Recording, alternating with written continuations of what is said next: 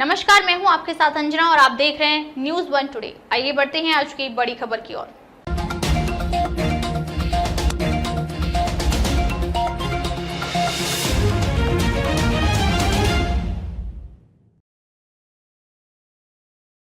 आज के ही दिन प्रधानमंत्री नरेंद्र मोदी ने किया था नोटबंदी का ऐलान। जाने 8 नवंबर का इतिहास।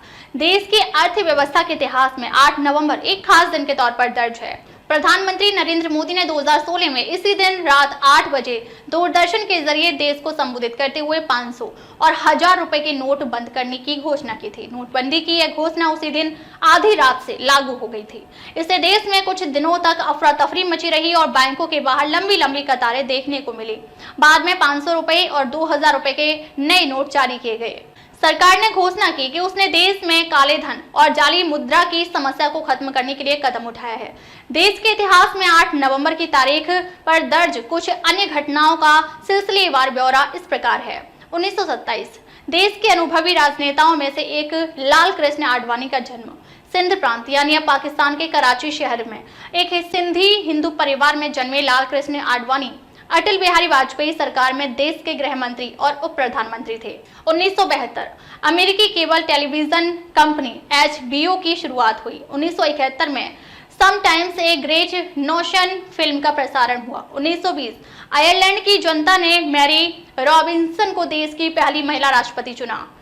1998 बांग्लादेश के पहले प्रधानमंत्री शेख मुजीबुर रहमान की हत्या के लिए 15 लोगों को मौत की सजा सुनाई गई। 1991 राहुल द्रविड़ और सचिन तेंदुलकर ने एक दिवसीय क्रिकेट में 331 रनों की साझेदारी करके विश्व रिकॉर्ड बनाया।